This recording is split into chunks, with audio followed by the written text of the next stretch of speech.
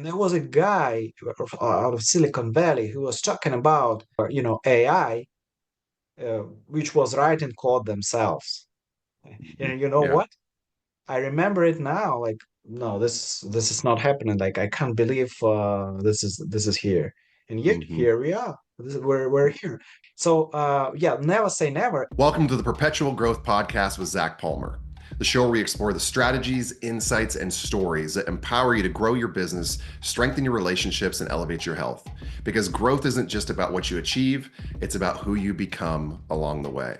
Now, today's guest is what happens when a rocket scientist, a venture capitalist, and a futurist all walk into the same room and never leave. Denis Kalyshkin is a principal at I2BF Global Ventures, a New York-based VC firm with over 400 million under management and a portfolio packed with companies that are redefining the future. Like think B2B, SaaS, quantum tech, space tech, and AI powered deep tech. But what makes Denis unique isn't just the capital he allocates, it's the imagination he brings to where it goes. With over a decade of experience transforming the so called boring and unsexy industries, Denis has a gift for spotting overlooked opportunities and turning obscure, complex technologies into scalable, world changing businesses. He's also the co founder of Ustar, a tech platform helping match top talent with cutting edge ventures. And yes, before all of this, he was literally working in aerospace engineering using GPS to study planetary movement. So if you're curious about where the real edge of innovation lives, not just in the headlines, but in hard science and capital strategy, this conversation is about to open up a whole new world for you. Denis, welcome to the Perpetual Growth Podcast, my friend. It's great to have you here today. Yeah, great. And thank you for inviting me. It's a pleasure to share my insights today. Also want to add one cent to what you said. Please. I also am a co-founder of a media project Space Ambition for those who love space as much as I do, or want to understand like what's happening in space entrepreneurship, space tech, or where those technologies could be applied on the Earth. Yeah, so feel free Oh, to that's sign up. I will also send the link to it to you. Okay. Yeah. Oh, that's We can fantastic. That's start. exciting stuff. Excellent. Wow, that's amazing. One question I like to start with, Denis, it's largely because I think it reveals a lot about who a person really is. Like, what does growth mean to you right now in this season of your life? Actually, for me, growth is like the way to achieve my final goal. hmm Because if we talk about why I started to work in venture capital in the first place, hmm the idea was like that. I've been always a dreamer. I have always been a dreamer. So I loved hmm space since I remember myself. hmm And I've been always passionate about changing the world through technologies or dreaming and watching cartoons and movies. And when I grew up, I grew up in a pretty good world, but not as futuristic as I was expecting as I was a kid. hmm And I'm a mission-driven person, so I decided I want to become someone who will help the humanity to grow, evolve, expand across the universe, etc. And probably I wouldn't see all these results alone, during my lifetime. I will definitely see some, but some will be done by the future generation. But I want to show them the way and provide them hmm the resources.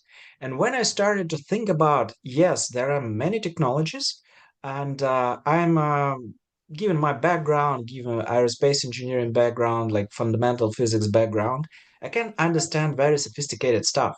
What I've hmm seen is the people who can do very like magical tech not always can monetize or even tell about it properly to people like businessmen like myself to build a business on top of that. While if you want to bring those technologies to life, you need to find like how to make cash in it. So you need to get a lot of resources and growth to achieve my like big goals changing the humanity, the way how we live and work. We need a lot of resources, and you can't get those resources if you're not growing in some way. So Hmm. and oftentimes it's ends up in the capital you can raise, the granting or the other types of support, and of course the revenue which you could earn in very creative ways from people. And as I said, like I am a dreamer. I want to like people to travel to other stars, live on other planets. And for now, it could be sounding a little bit crazy because we have so many problems on Earth, and most of the economy is on Earth. But so what I mean is like the most resources, like 100 billion, $100 trillion in global GDP is happening on Earth, not in the space. So I Hmm. need to find the way, and like people like me need to find the way how to use those resources, how to persuade people to get those resources, and carve out a small portion of it to deploy to the things which I believe which are mostly important. So, and I told you that we've launched this media blog, Space Ambition, about space. So the idea was we have a lot of people who have capital, who have brains, who have power to change something. Let's give them the proper instrument, which are down to the ground to make those changes. And Hmm. like one of the aha moment was a friend of ours. He is a trader on Wall Street, and they but then they were thinking about how to get a high quality like internet for some types of their operations, and they were obliged to invest like $1 million into fiber cable. But it ended up that they could use for their purposes, they could use like satellite internet to Hmm. fulfill to serve the problem, and it would cost it a tenth time cheaper. But they didn't even think about it, like Hmm. so we could use this to achieve. So that was one of the examples which inspired me. But again, for me, growth is like achieving my final goals and getting resources for achieving those goals. Hmm. And Yeah. there is the third aspect. When you grow, you kind of signal to the world that this guy is serious, and people first laugh at you, then they start listening to you, they involve and somehow participate.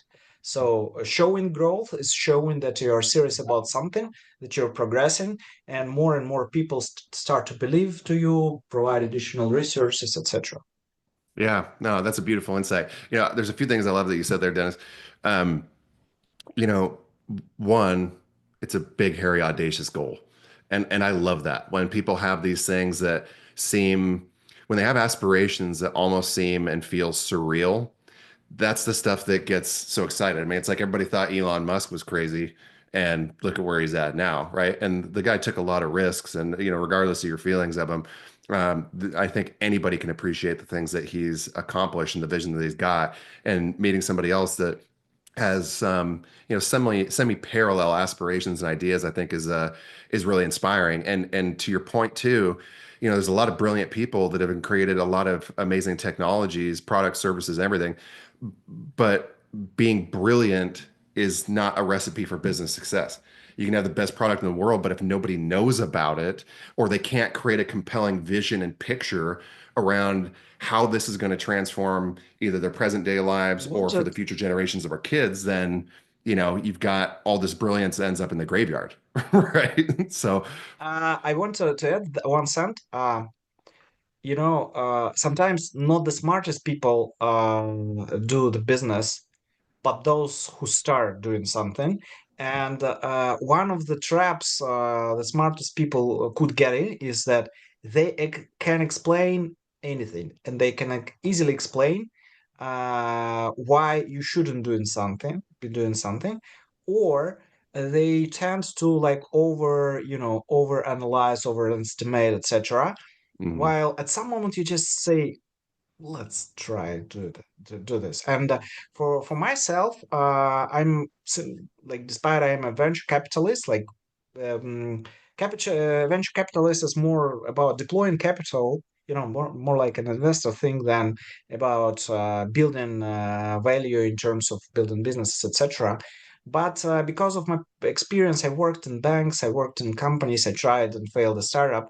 Uh, I have this attitude of, okay, if we want to do something, let's try it. Let's try it. Like what we can do today to make a small iteration. Let's experiment, let's fail, and let's learn on this. So, and I believe this is really important that you're trying, doing something, failing. Some people are laughing, you're iterating. Yeah. Hmm. Yeah, no, I mean, it's 100% too. It's constant, never-ending improvement. Most people think that, when you see a successful business, that it started that way, and it's very rare that people hit a home run right from the word go, and they did exactly what you said. They had an idea, they executed on that idea. They most likely failed in one or multiple areas. They learned, they iterated, and you repeat that process until all of a sudden you've got, what appears to be, at least outwardly, a refined and successful business. Um, what I would love to Only hear. one. Shoot. Yeah. Sorry. I want to add one cent. When I was was a student, so the Social Network movie was released, and Yeah. it was like kind of an iconic movie for our generation. But I believe what the main shortcoming of this movie is that they showed like it's a story of a constant success. While if you really read the story of how they achieved this first million subscribers, and what they sacrificed together, actually, the story is not that shiny as it was in the movie, and most of the people just can't see it. But for entrepreneurs or future entrepreneurs who are listening to us, it's really important to understand like what they need to sacrifice to get there.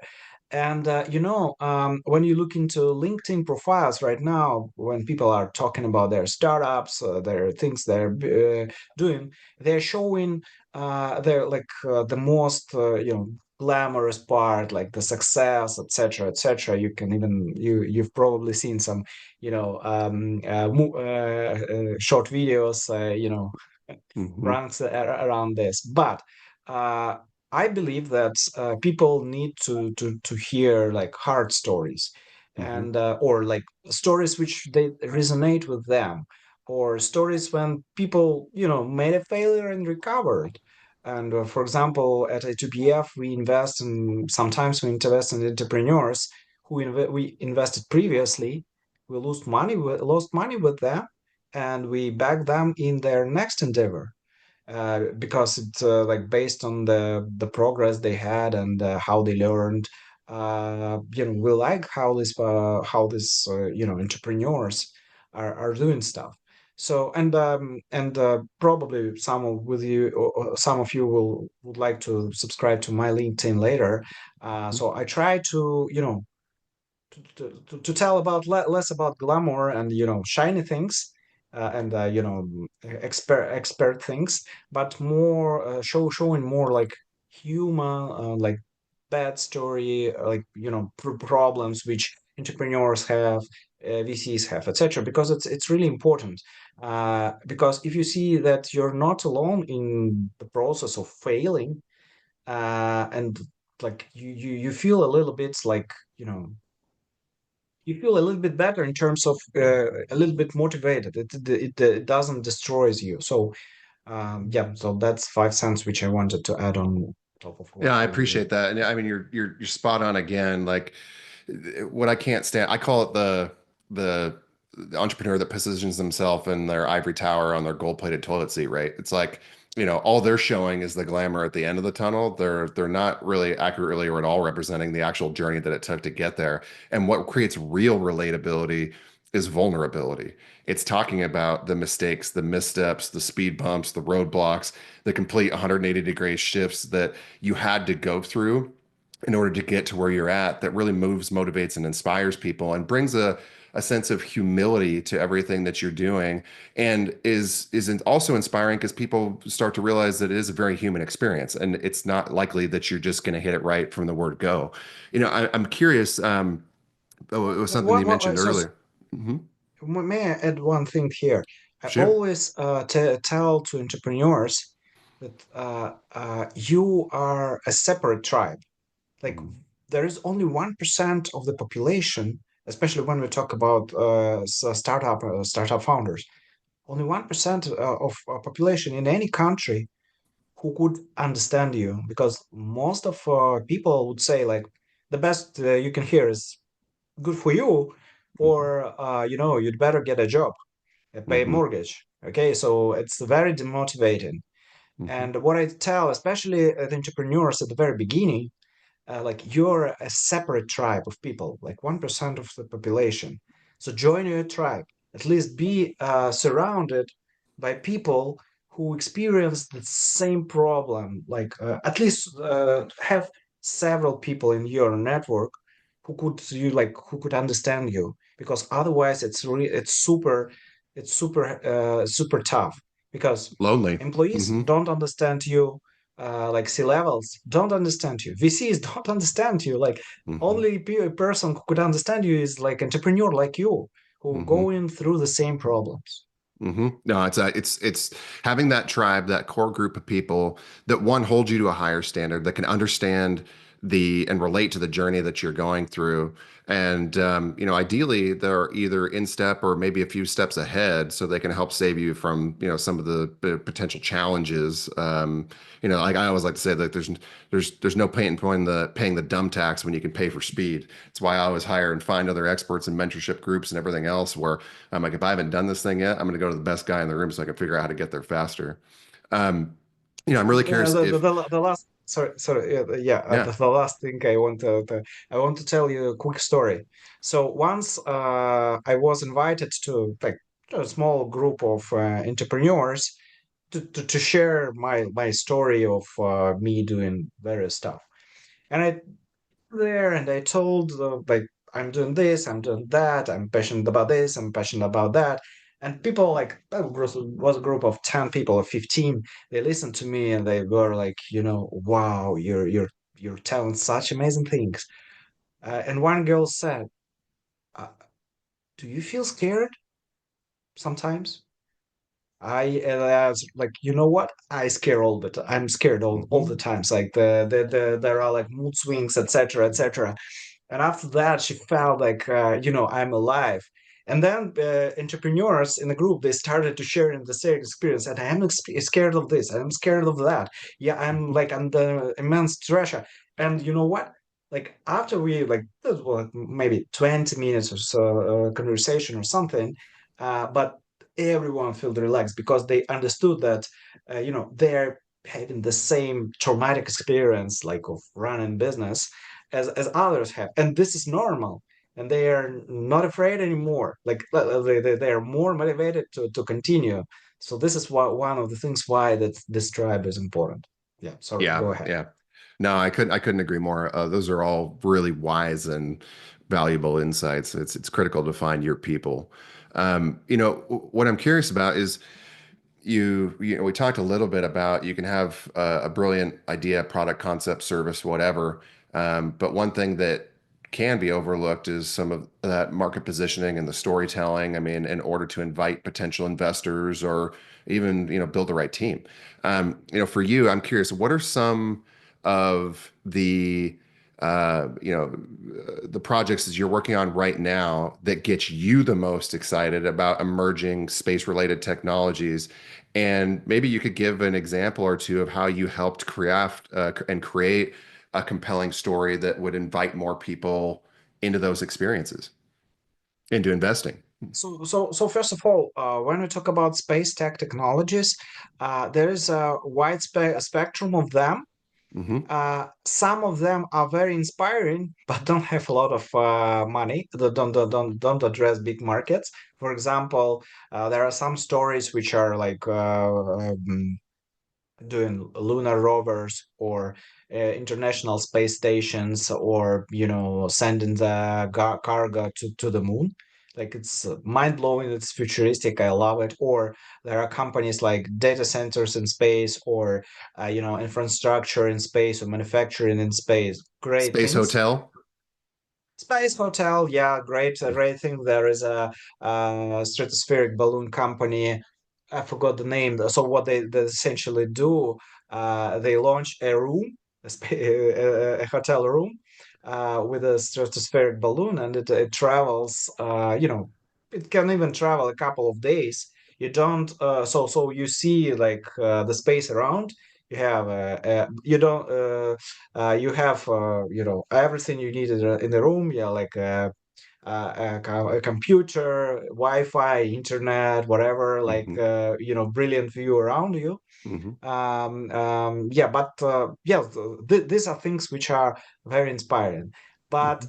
if we talk about how to build like really big business in space tech, what you essentially need to do, okay, I'll give you an example and then explain what you need to do. You probably have never heard that Nike was the first company which implemented Apollo program technology, which was developed for astronauts in their sneakers. So now every all sneakers we wear, they are lightweight, right? Hmm. And this is because of this technology with pores, which was developed for the Apollo astronauts because they were very limited in the weight they could carry. Right. And one of the engineers brought this technology to Nike, and this is the best example of space tech company. You take a space Mm. technology and you implement it to something like very down to the ground thing, like Hmm. sneakers. They're all over the world. There is another company which produces orthopedic mattresses, Hmm. and they used the cushioning technology from the astronauts. This is another cool example of space technology. So, what I really recommend to many space tech founders and deep tech founders, okay, yeah, yeah, I know, I'm with you guys and girls. Let's go like colonize Mars and other thing, but let's think. Probably your technology could be repurposed, and 99% or 95% of the revenue you could get from something like very like down to the ground things, and not many actually are thinking that way. But this is what investors want, because even if your space application will fail, you will always have the market on the ground. And like it's big, it exists. And VCs love this.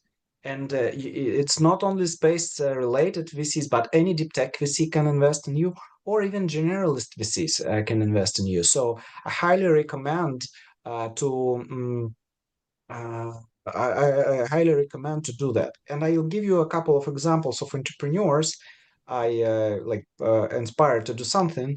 So the first story, there is a guy, he's 45 now, he's a lawyer. And he said, like, I want to build some business in space. I say, okay, given your experience, the easiest way to tap into the market would be to implement Earth observation analytics for some sector. Go and do that. And he did this. He participated in accelerator, raised money. Another quick example of there is a guy who came and said like, okay, I want to build a catalog of all the companies which are doing which the catalog of all Earth observation companies. I said like, great idea, but very small market. Let's do a marketplace of analytics instead on top of that.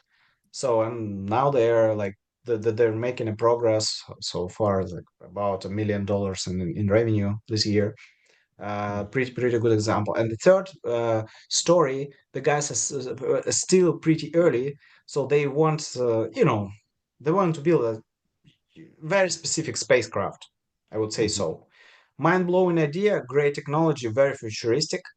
But I say, given your background, it will be really hard for you to raise funding for that. And let's look into all the technology stack you have. and take one technology and let's think about how we could earn developing this particular technology, how we could earn money here on Earth. And we found I won't tell you like more details, but we found a small we took one technology and we found where we could apply it. It was for aviation, and the market they were targeting was $4 billion, existing market for $4 billion. So these are the examples I guide and repurpose and inspire entrepreneurs and intervene sometimes Hmm. who are doing space technologies or other deep technologies, how to make this business more solid, which growing faster, getting more resources and making it sustainable in the long way. Yeah, that makes complete sense. I mean, it's really taking a step back, zooming out, and determining from a high level different market share opportunities for, so instead of getting myopic and focused only on the space aspect of things, it's how can we use those same technologies to bolster different applications here on Earth. And then I presume that one of the ultimate goals and applications then is to take that revenue that we're developing here on Earth, and now they can feed it back into the ultimate desire of the space technology and help start pushing that forward. Is that a correct assumption? Hmm. Yes, exactly, exactly. And actually, if we talk about Elon Musk, the best company by Elon Musk on my space tech company is not SpaceX, is Starlink, because Hmm. they're targeting 1.3 trillion market of internet. Hmm. They carve out 1% of this. This is already $13 billion market. And they use their own satellites, their own SpaceX to launch those satellites. So what they essentially do, they take money from the users on Earth and fuel those money into investing in their launching business. Hmm. They are the only company which has this luxury Hmm. on the market out of 125 companies which are doing various types of rockets. They are the only one which has this competitive advantage, and they're holding like the market share like 70% of the satellite of the launching rocket launches. So this Wow. is crazy. Yeah, that's wild. So, I'm curious if there's are there any technologies, whether it's from a firm that you've currently backed, or maybe that even you just had the opportunity to cooperate with at some point, that are like these mind-blowing technologies that you would get super excited about, that or you are super excited about, that maybe the rest of us are not even familiar with, that you might be able to share? Uh, there are like uh, okay, the most mind-blowing technology. It's like in the research phase. Hmm. Have you ever heard about warp drive? Yeah. Hmm. So warp drive is how you can travel between like across the galaxy. Hmm. It's not real in terms of you could build it right now, Hmm. but it's scientifically proven that currently at very huge energies, but you can do it. Hmm. So that's what inspires me. But there are many more technologies which are down to the ground. Of course, there are a lot of things which around AI and robotics, and I've heard that Chinese Android robots can cost as low as $18,000. So Wow. eighteen So I mean, thousand dollars. It's like when I started working in venture capital, those androids costed millions. right. Well, I So mean, Elon's building those Android robots Optimus, too, and he has that yeah, goal of like a there are robot many in every companies home. which But yeah. yeah, there are many companies which are building android robots, And when 10 years ago I joined venture capital, one of my first assignments was to make analytics of robotic market. And Mm. back then it was like immensely pricey, and Yeah. it was not even possible to put such robots and anthropomorphic robots in every home. It's not here yet, but like it's like the way from millions to 18,000. Hmm. Of course, yes, like US and more. Like I'm not sure that Elon is selling for 18,000. More probably it's closer to 100 or 200. I don't know. But I want to it's say his not like objective was around the 30K mark, and I could be making that up, but I think it was somewhere around like 30,000 again, he was like shooting for. 3K is something which many people can afford, and they Hmm. could lease such solutions. They Well, and could especially when you consider the different applications, like, dude, I mean, if your robot can now cook, clean, do your yard work, take care of some of these other tasks that also they either free up your time to either generate more revenue or just alleviate stress or replace, the full suite of people that you have taking care of your house and properties. I mean, it more than pays for itself. Like I mean, that's an exciting technology to me. well, we're not here yet in terms of the capabilities of those robots. But Right. what I'm saying is like the progress which happened over the last 10 years Even the last is three. really inspiring. It's really Yeah. inspiring.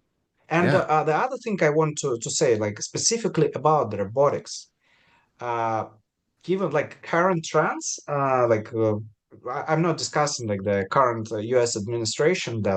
Sure. That's Yeah. none of my business. But the two trends, like first is optimization, bringing manufacturing back to America, and the Hmm. second trend is like making more strict immigration policy. Hmm. If you join the two one, the only viable option to solve this quest is to invest in robotics and AI and their collaboration with this. So this is one of the things which will be driving IoT and robotics over the next decade. Hmm. Uh, Oh, for sure. and it's not like if like 10 years ago I was like dreaming about robots because I loved them when I was a kid, Yeah. but now it's becoming a brutal reality. And Yeah. the other thing you asked me about, the other technology which probably not that many people are familiar with, is quantum computing. It's not Hmm. here yet. It's in the process, but like for those who are not familiar with this, there are tasks like computational tasks which you cannot calculate with an ordinary computer. Because if you do this calculation, you take all the computers on Earth, they will be calculating this task for $4 billion for 4 billion years. Right. Imagine Yeah. it. And those quantum computers could make this calculation in a second. Yeah. And this unleashes very interesting implications, for example, in finding drugs, in optimizing logistics, in Power source finances. technologies. I mean, Huh? there's infinite applications. I mean, Yeah, that's and this is the like quantum computing is a very strategic asset. We're yeah. not here yet. Big players and smaller companies, they're all trying to build it, and we wouldn't have quantum computers at home. It's not Hmm. like we don't need this, but this will have when we have it, it will have a dramatic impact on many industrial applications and in solving many things. Yeah. Oh yeah, yeah. That is without a doubt something that's really, really exciting. Almost hard to conceptualize because of the magnitude of scale at that point. I mean, going from, and almost imperceptible timeline down to seconds is insane. So all right, Dennis, what I want to switch things up real quick. So Okay. what I want to do is just throw a few phrases at you, and I want your raw, unfiltered take, like 30 seconds or less. You ready? Always ready. All right, let's do it. So venture capital is broken when? You mean wh when did it happen that it was broken, or Yeah, like what's what's an experience? Like what are some of the times, the opportunities, the experiences you've had where like the system is not functioning well and why? Like what well, one of the biggest thing, and actually wrote a post about it. So, uh, venture capital actually initially grew from geeks, Mhm, and they still many of VCs, not all, but many of mhm, the VCs still continue to work that way. But in reality, venture capital provides a premium service for founder.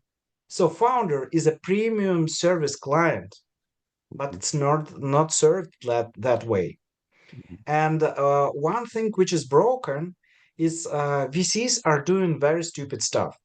mhm, They spend a lot of time to find an entrepreneur and give money to them. mhm, And then on the next round, they say, you know what? Find another fund which will give you money. This is very stupid because I worked in bank. I was in corporate finances. So, and we did the opposite. As soon as we find the client and we see that the client is great, and we sell them the first like very small product, then we start to protect him or mhm, her from other banks. We do discounts, we do cross sale, etc. So mhm, the most stupid thing is, you have such an immense customer acquisition cost, mhm, and then you push your client away. So the most reasonable thing you can to do, as soon as you like, especially you invested in a company, you understand that this is a great company. mhm, Start up selling the products like along the way to the IPO.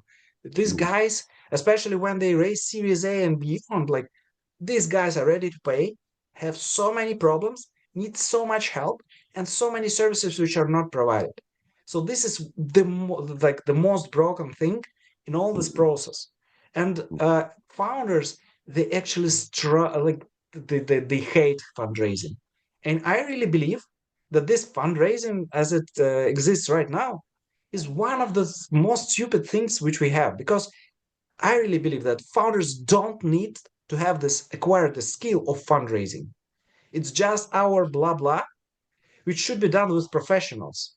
mhm, And again, getting back to the banking, owners of the business, they don't often talk to banks. They have their CFOs who are doing this on behalf of them. And when mhm, they have like very strong leads, like 2 to 3 banks which are open, ready to open the line, like that the founder intervenes, mhm, while now founders need to do it themselves in most of the cases. And this is like this is killing me, like millions of very smart people, both entrepreneurs and VCs, doing mhm, very stupid things of doing like hundreds and thousands calls, emails, etc.